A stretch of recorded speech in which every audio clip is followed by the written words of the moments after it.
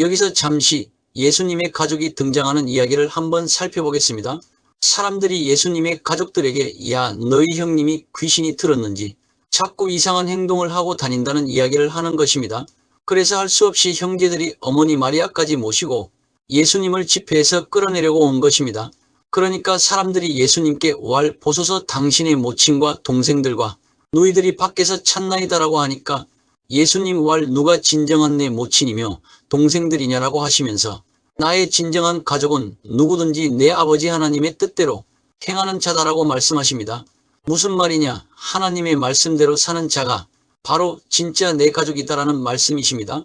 이 말씀은 예수님께서 자기 가족들을 무시하신 말씀이 아니라 지금 사람들이 너무 기적에만 관심을 가지니까 그게 아니고 진짜 가족은 이 말씀을 알고 말씀을 깨닫고 말씀에 기초하여 말씀이 그렇다고 하면 무조건 그 말씀대로 사는 자가 진정한 내 형제요 자매요 모친이다라는 것을 강조하기 위한 말씀이셨습니다. 즉 예수님의 강조점은 하나님의 의중, 하나님의 뜻, 하나님의 말씀에 있었습니다. 그래서 바로 씨 뿌리는 비유를 말씀하십니다. 예수님께서는 이 씨 뿌리는 비유를 말씀하시면서 이 비유가 복음을 받아들이고 난 후, 즉 예수 믿고 구원받은 후 우리의 상태를 나타낸 것이라고 지적해 주신 말씀입니다. 들으라 씨를 뿌리는 자가 뿌리러 나가서 뿌릴 새 더러는 길가에 떨어짐에 새들이 와서 먹어버렸고 더러는 흙이 얕은 돌밭에 떨어짐에 흙이 깊지 아니하므로 곧 싹이 나오나 해가 돋은 후에 타서 뿌리가 없으므로 말랐고 더러는 가시들기에 떨어짐에 가시가 자라 기운을 막음으로 결실하지 못하였고 더러는 좋은 땅에 떨어짐에 자라 무성하여 결실하였으니 30배나 60배나 100배가 되었느니라 하시고 이 말씀에서 길거는 씨를 뿌리기는 했지만 씨를 받아들이지 않으니까 사탄, 마귀가 와서 말씀을 빼앗아버린 것으로 영적인 사이코패스에서 보면 불신자 유형에 속하고 돌짝밭은 말씀을 기쁨으로 받아들이기는 했지만 뿌리가 깊지 못해서 햇볕이 쬐면 즉 조금 힘든 일이 생기면 신앙을 떠나거나 버린다는 것으로 영적인 사이코패스, 영적인 소시오패스의 인간 유형에서 보면 오직 하나님만 아는 유니테리안 유형에 속하고 가시덤불은 성도들의 모임인 교회 신앙 공동체에 들어와서 어느 정도 잘 자라고 신앙생활을 열심히 하다가 재물에 대한 염려, 세상 명예에 대한 욕심 등이 기운을 막아버려 열매 맺지 못하는 것으로 영적인 사이코패스, 영적인 소시오패스에서 보면 예수 믿고 구원은 받았지만 성령님의 기름 부으심에 강력한 체험을 못한 유형에 속하는 부류로 한마디로 영적인 사이코패스, 영적인 소시오패스로 타락할 우려가 가장 높은 부류였습니다. 그래서 예수님께서는 제자들에게 좋은 밭이 되어서 30배, 60배, 100배의 결실을 하라고 충고하셨습니다. 씨 뿌리는 비유는 신앙생활에서 정말 중요한 부분을 말씀해 주시고 있습니다. 사실 이것은 천국은 이와 같으니라고 하시면서 말씀하셨거든요. 그래서 이 천국의 개념을 그냥 예수 믿고 아멘 하면 되는 줄 알고 천국도 그냥 헷가닥 열리는 줄 알지만 천국이라는 것은 작은 믿음의 씨앗이 뿌려져서 점진적으로 소리 없이 말 없이 자라는 것이라고 이 말씀에서 가르쳐주고 있습니다. 다시 말해서 씨앗은 자라는 과정이 필요합니다. 한마디로 예수님께서 여기서 말씀하시는 천국은 점진적인 진보다 열매 맺는 과정이다라고 말씀하시는 것을 알 수가 있습니다. 즉 천국은 열매에 달려있다는 말입니다. 그리고 열매는 눈에 보이는 열매를 말하는 것이 아닙니다. 먼저 씨앗부터 시작합니다. 씨앗은 겨자씨 안에 눈에 잘 보이지도 않습니다. 그 씨가 살아있는 건지 죽은 건지도 잘 알 수도 없습니다. 그러나 이 씨가 열매를 맺으면 알게 됩니다. 그래서 예수님께서 그 사람의 모든 것은 열매를 보면 알 수 있다라고 말씀하셨던 겁니다. 그러니까 예수 믿고 성경 공부를 하고 부흥회를 다니고 집회를 다니고 세미나를 가고 수련회를 다니고 아무리 다 한다 할지라도 문제는 어떤 열매를 맺느냐에 달려 있습니다. 왜냐하면 비록 눈에 보이지 않는 열매일지라도 그 행동과 인격을 보면 열매의 맛을 알 수가 있거든요. 단 나무가 자기 나무의 열매를 자기 스스로 따먹지는 않습니다.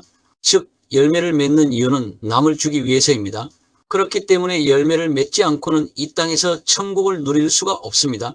열매를 잘 맺으려면 좋은 밭이 되어야 합니다. 즉 말씀은 다 생명의 말씀이고 그 생명의 말씀이 뿌려지지만 이 생명의 말씀을 잘 받아들여서 열매를 맺는 사람이 있고, 아무리 좋은 씨앗을 뿌려주어도 잘 받아들여지지 않는 밭이 있습니다. 그 밭들을 예수님께서는 길가, 돌짝밭, 가시밭으로 비유하셨습니다. 결국 이러한 밭들은 바로 우리의 마음밭을 말합니다. 그래서 너희는 좋은 밭이 되라는 것은 좋은 성품, 좋은 인격의 마음을 가져라는 말이기도 합니다. 왜냐하면 좋은 밭에 있다는 것은 착하고 좋은 마음으로 말씀을 듣는 자라고 말씀하셨기 때문입니다. 중요한 건 그 사람 마음이 좋고 아름다운 마음인지 아닌지는 이 말씀의 씨앗이 마음에 뿌려져서 그 씨가 자라봐야 합니다. 따라서 씨가 마음에 뿌려지기는 했지만 아직 열매를 맺지 않았다면 그 마음이 옥토의 마음인지 아닌지는 알 수가 없습니다. 그래서 바울 사도는 고린도 교인들을 향해서 다음과 같이 지적하기도 했습니다. 또 내가 뿌리는 것은 장래의 형체를 뿌리는 것이 아니오 다만 밀이나 다른 것의 알맹이 뿐이지만 하나님이 그 뜻대로 반드시 그에게 형체를 주시되 각 종자에게 그 형체를 주시느니라. 그러므로 이 땅에서부터 천국을 누리기 위해서는 반드시 씨앗이 자라서 그 형체를 이루어야 합니다. 그 씨앗이 형체로 되는 비유는 이겁니다. 초등학교 학생이 월요일부터 일주일간 매일 학교에 공부하러 갑니다. 그러면 그 아이에게 열매를 맺었다라고 하지 않고 그냥 학생이 학교 다니고 있다고 말합니다. 그러나 그 학생이 잘 자라서 대학생이 되고 졸업해서 사회인이 되고 취직해서 매일 출근을 하고 일을 열심히 해서 승진하고 꾸준히 잘 다니면서 사람들과 관계도 원만하고 사회적으로 봉사정신이 투철해서 지역사회에서 덕망 있는 사람이 되어 살고 있다면 그때 그런 사람은 백수라고 안 그러고 생활 패턴에서 열매를 제대로 잘 맺은 사람이라고 말합니다. 마찬가지로 성도들의 모임인 교회 신앙공동체를 한 주간에 한 번 주일날만 간다면 열매가 제대로 맺어지겠습니까? 학생이 매일 학교 가지 않고 가다가 말다가 하면 정학, 심하면 퇴학당합니다. 그래놓고 물으면 한다는 말이 씨앗이 자라서 열매를 맺으려면 시간과 과정이 필요하다라고 하면서 늙어서도 계속 열매는 맺지 않고 그 소리만 하고 있다면 어떻게 되겠습니까? 이런 사람은 열매를 제대로 잘 맺지 못할 뿐만 아니라 또한 열매가 나타나지도 않습니다. 그러면 이 열매가 어떤 열매일까? 그렇습니다. 성령의 열매를 포함한 하나님의 모든 생명의 열매를 말합니다. 더 쉽게 말하면 회개의 열매 물론이고 최종적으로 예수님의 형상을 닮아가는 성품과 인격과 능력의 열매를 말합니다. 물론 이 열매는 절대로 우리의 힘으로 맺을 수가 없습니다. 오직 성령님의 능력으로만 가능합니다. 그런데 예수님께서 성경에 말씀하시기를 열매는 맺는 기간이 있는데 그 기간이 기본적으로 4년이라고 암시해주고 있습니다. 그것을 어디서 찾을 수가 있느냐? 주님께서 열매 맺지 못하는 무화과 나무를 보시고 다음과 같이 말씀하셨거든요. 한 사람이 포도원에 무화과 나무를 심은 것이 있더니 와서 그 열매를 구하였으나 얻지 못한지라. 포도원지기에게 이르되 내가 3년을 와서 이 무화과 나무에서 열매를 구하되 얻지 못하니 찍어버리라. 어찌 땅만 버리게 하겠느냐? 대답하여 이르되 주인이여 금년에도 그대로 두소서 내가 두루 파고 거름을 주리니 이후에 만일 열매가 열면 좋거니와 그렇지 않으면 찍어버리소서. 이 말씀에서 말하는 열매는 회개의 열매를 말합니다. 그러나 궁극적으로는 예수님의 형상을 닮아가는 성품과 인격과 능력의 열매도 포함합니다. 이러한 열매가 정상적으로 자랐다면 반드시 3년이면 누구나 기본적으로 열매를 맺게 되어 있지만 안 되면 1년을 더 걸음을 주고 기다려보다가 그때도 안 되면 찍어버린다는 겁니다. 즉 예수님의 중보기도 덕분에 1년이 늘어나 4년이 된 겁니다. 본래는 3년인데 1년을 더 연장해 주신 것입니다. 그래서 초등학교는 3년이 2번, 중학교도 3년, 고등학교도 3년, 대학은 1년 더 걸음 주라고 4년, 대학원도 3년입니다. 자신이 예수 믿고 구원받아 신앙생활을 한 지 몇 년이 되었는지 계산해 보시기 바랍니다. 아주님 저는 이래서 못했고 저래서 안 됐고 그 기간은 빼주세요라고 핑계할 수가 없습니다. 그러므로 회개의 열매는 즉시 맺어야 하고요. 궁극적으로 예수님의 형상을 닮아가는 성품과 인격과 능력의 열매는 주님 오시는 그날까지 평생 맺어 나가야 합니다. 그래서 이 몸이 살아있는 것이 얼마나 중요한지 모릅니다. 왜냐하면 열매는 바로 몸이 살아있어야 열리기 때문입니다. 씨는 마음밭에 뿌려지지만 이 믿음의 씨로 인해서 몸이 살아 움직임으로써 열매가 맺어지게 되는 겁니다. 주의전을 사모해서 날마다 움직이는 사람은 거룩한 성도로서 열매를 맺게 되어 있습니다. 그래서 예수님께서 친히 그 본을 보여주시면서 열심히 말씀을 전하시는 겁니다. 말씀을 한 번 전했다고 해서 한 번 들었다고 마치 폭탄 터지는 것처럼 능력이 펑하고 나타나서 모두가 구원받고 주님께 돌아오는 게 아닙니다. 오히려 조용히 씨를 뿌리는 것이 필요합니다. 즉 이렇게 씨를 뿌리라는 것은 겸손함과 충성심을 요구하는 것을 말합니다. 단번에 폭탄 터지듯이 빵빵 터지는 것은 아닙니다. 그래서 이 씨를 뿌리는 것은 참으로 고통스러운 겁니다. 한마디로 씨를 뿌리는 일은 시끄럽게 요란스럽게 하는 것이 아니라 조용히 뿌리는 겁니다. 따라서 신유 집회, 예언 집회에 갔더니만 막자기에 대해 이야기해 주니까 지금 당장 뭐가 일어날 것 같지만 그렇지 않다는 겁니다. 그래서 말씀을 전하는 사람들, 말씀을 심는 사람들은 눈물로 씨를 뿌리는 사람들이어야 합니다. 그런데 이 씨가 아무것도 아닌 것 같지만 너희가 거듭난 것은 썩어질 씨로 된 것이 아니요 썩지 아니할 씨로 된 것이니 살아있고 항상 있는 하나님의 말씀으로 되었느니라. 즉 이 씨는 살아계신 하나님의 말씀을 뜻하는 것으로서 말씀에 기초한 생활 패턴대로 살 것을 요구하는 것을 말합니다. 그래서 이 씨가 어떨 때는 마음이 돌짝밭 같고 가시밭 같고 길가 밭 같아서 걸려 넘어질 수도 있습니다. 밤낮 자고 깨고 하는 중에 씨가 나서 자라되 어떻게 그리 되는지를 알지 못하느니라. 성령 하나님께서 이 씨를 자라나게 하시기 위해서 지금도 일하고 계십니다. 결국 이 세상에는 말씀을 받아들이는 사람의 부류가 네 부류가 있고 동시에 한 사람 안에도 이 네 밭이 다 존재합니다. 어떨 때는 그 마음이 가시밭이요 어떨 때는 그 마음이 돌짝밭이요 어떨 때는 길가에 있는 것 같지만 그러나 어떨 때는 마음의 평강이 넘쳐서 옥토밭일 때도 있습니다. 그러므로 늘 자신 안이 옥토밭이 되기 위해 성령님의 조명으로 말씀을 머리로 받지 마시고 가슴으로 받아서 하나님과 깊고 하나 되는 은밀하고도 친밀한 사랑의 교제 가운데서 하나님께서 행하심을 보이실 때 온 생활 패턴으로 동참한다면 30배, 60배, 100배의 열매를 하나님의 은혜로 맺는 것이 가능합니다. 바로 여기에 소망이 있습니다.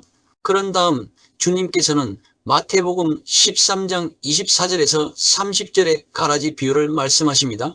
분명히 예수님이 이 땅에 오심으로써 하나님 나라는 이 땅에 왔습니다. 그런데도 자꾸 그 왔다는 하나님 나라는 보이지도 않고 교회 신앙공동체에 가보니까 왜 교회 신앙공동체가 이 꼴 이 모양이고라고 말합니다. 왜냐하면 성도들의 모임인 교회 신앙공동체에 가보면 별별 사람이 다 있거든요. 이게 바로 사탄이 자신의 하수인인 적그리스도를 통해서 끊임없이 가라지를 하나님의 집에 뿌리는 것을 말합니다. 그런데 적그리스도는 사탄의 하수인이 되면 누구나 될 수가 있습니다. 다만 정치, 경제, 사회에서 크나큰 영향력을 행사하는 자들을 중심으로 사탄은 자신의 하수인격인 적그리스도로 이용할 것이 명확합니다. 그러니까 왜 세상에는 악한 자가 그렇게 잘 사느냐?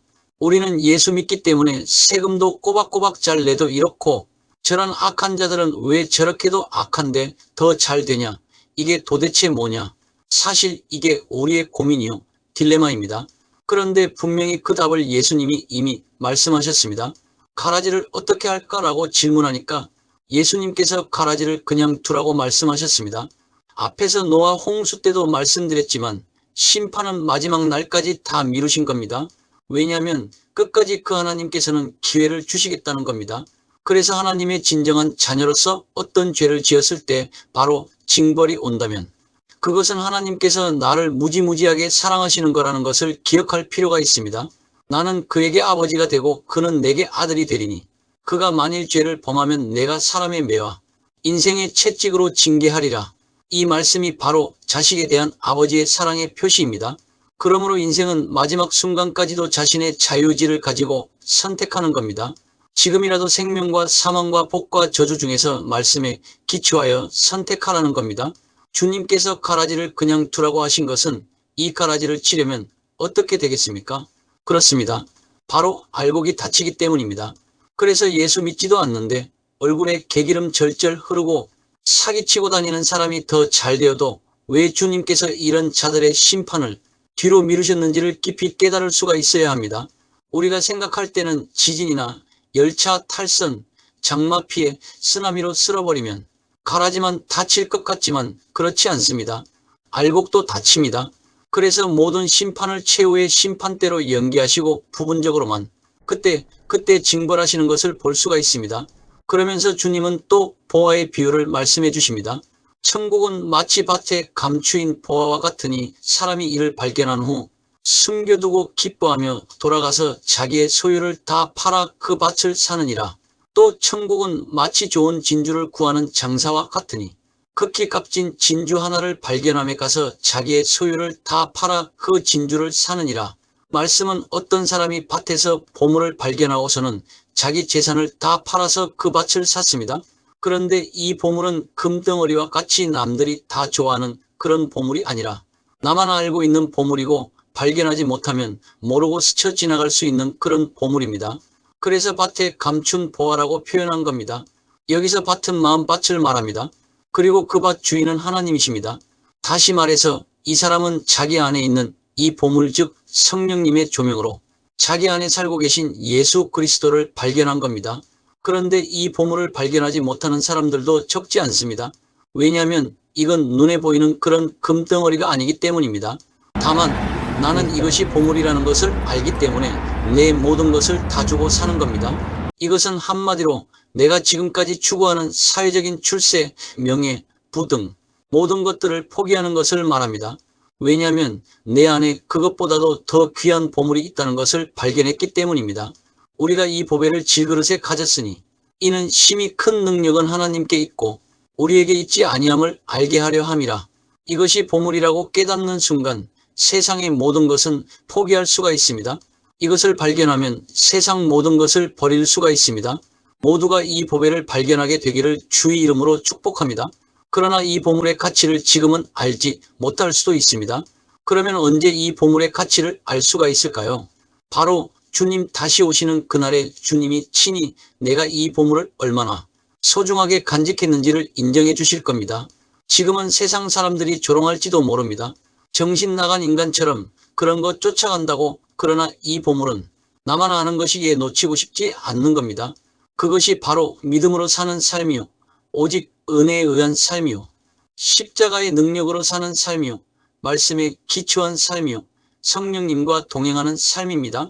이 보물은 이러한 믿음이 있는 자만 느낄 수가 있고 그 가치를 깨달을 수가 있습니다. 그래서 젊고 힘이 있을 때 사실은 주의 일을 하는 것이 참으로 축복입니다. 생각해 보십시오. 다 늙어서 씨 뿌리지도 못하고 추수할 일꾼으로서도 쓸모가 없을 때 그때 이빨 다 빠져 이 몸을 주님께 드립니다. 헐 다 낡은 그릇을 어디 쓰겠습니까? 그래서 너는 청년의 때 너의 창조주를 기억하라고 말씀하신 겁니다. 이게 바로 씨 뿌리는 시기에 관한 말씀입니다. 그래서 하나님께서 건강을 주시고 병을 고쳐주시고 물질의 축복을 주시는 겁니다. 왜냐하면 열매를 맺어야 하니까. 나무가 병들면 열매를 맺을 수가 없는 겁니다. 그래서 고쳐주시는 겁니다. 왜 직장을 주시고 사업체를 주시고 사회적인 직위를 주시겠습니까? 그것은 열매 맺으라고 주시는 겁니다. 그러므로 예수를 믿고 이렇게 이 땅에서 살아가는 이 기간이 얼마나 귀한지 알아야 합니다. 이 기간 동안 자신 안에 있는 이 보물을 발견하게 되기를 예수님의 이름으로 축복합니다. 이렇게 가버나움 사역을 하시다 오른쪽 거라사 지방으로 배를 타고 건너가십니다. 다음 시간에 계속하겠습니다.